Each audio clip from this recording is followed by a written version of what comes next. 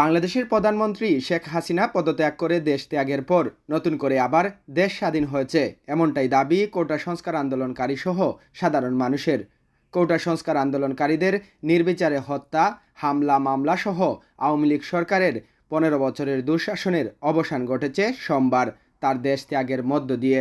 ওই দিন বাংলাদেশের লক্ষ কোটি মানুষের সাথে বিজয় উদযাপন করেছেন ফ্রান্স প্রবাসী বাংলাদেশিরাও।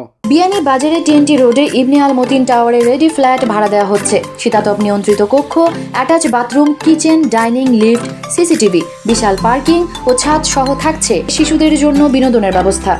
বিকালে রাজধানী প্যারিসের ঐতিহাসিক রিপাবলিক চত্বরে জড়ো হয়েছিলেন হাজারো প্রবাসী। মিষ্টি বিতরণ, কোলাকুলি, স্লোগান আর রণসঙ্গীতে প্রবাসের এই চত্বর রূপ নিয়েছিল একখণ্ড বাংলাদেশে। সবার চোখে মুখে ছিল তৃপ্তির হাসি। যে বিজয় হলো 18 কোটি মানুষের বিজয়, এই বিজয় উৎসবে আমরা ফ্রান্সের প্যারিসে সমবেত হয়েছি।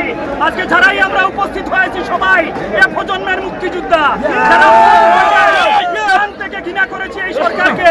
সরকার এই 15টা বছর আমাদের যেভাবে শাসন শোষণ এবং নিপীড়নের মাধ্যমে প্রত্যেকটা মানুষকে কষ্ট দিয়েছে, অন্যায়ভাবে মানুষকে ফাঁসিতে ঝুলিয়েছে, অন্যায়ভাবে মামলা হামলা করে অনেক ভাইকে হত্যা করেছে। আপনারা জানেন না এই যে স্বাধীন হলাম আমরা, এটার পিছনে কত আবেগ লুকিয়ে আছে, কত বোন তার ভাইকে হারাইছে, কত মা তার সন্তান হারাইছে, কত ত্যাগের বিনিময়ে আমাদের এই অর্জন বৃথা যাবে না।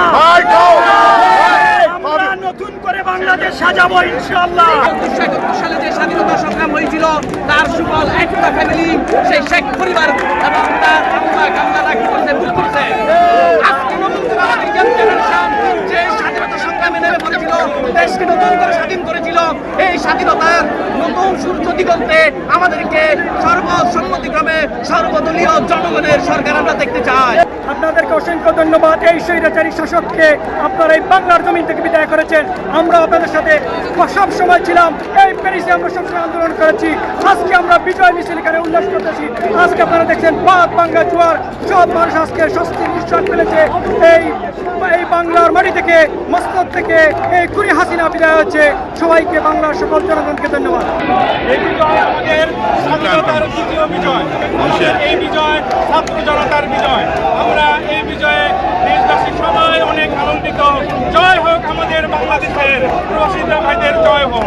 বাংলাদেশি কমিউনিটির পরিচিত মুখ আইসার পরিচালক উবায়দুল্লাহ কোয়েসের পরিচালনায় বিজয় দিবস উদযাপনে উপস্থিত থেকে বক্তব্য রাখেন বাংলাদেশের আলোচিত ব্লগার পিনাকি ভট্টাচার্য। বিপ্লব দীর্ঘজীবী হয়েছে, আমরা বিপ্লবের সফল হয়েছে। বাংলাদেশ থেকে ফ্যাসিবাদকে উচ্ছেদ করেছে। প্রিয় দেশবাসী, গত 15 বছর ধরে লক্ষ লক্ষ মানুষ তীব্র নিপীড়ন, নির্যাতন ভোগ করে এই ফ্যাসিস্ট দানবকে নিজের শক্তিতে বাংলাদেশকে বিতাড়িত করেছে। বাংলাদেশের এই বিজয় সারা দুনিয়ার জন্য একটি উদাহরণ হয়ে থাকবে। 1971-এ একটি বিজয় এসেছিল, আমাদেরকে বলা হয় এই বিজয় আমরা পেয়েছিলাম ভারতের অনুগ্রহে। 2024-এর বিজয় কোন বিদেশি শক্তির অনুগ্রহ আমরা ছিনিয়ে এনেছি। বিজয় বাংলাদেশের জনগণের, বিজয় বাংলাদেশের ভবিষ্যতে, বিজয় বাংলাদেশের তরুণদের, বিজয় বাংলাদেশের অবিনাশী শক্তি।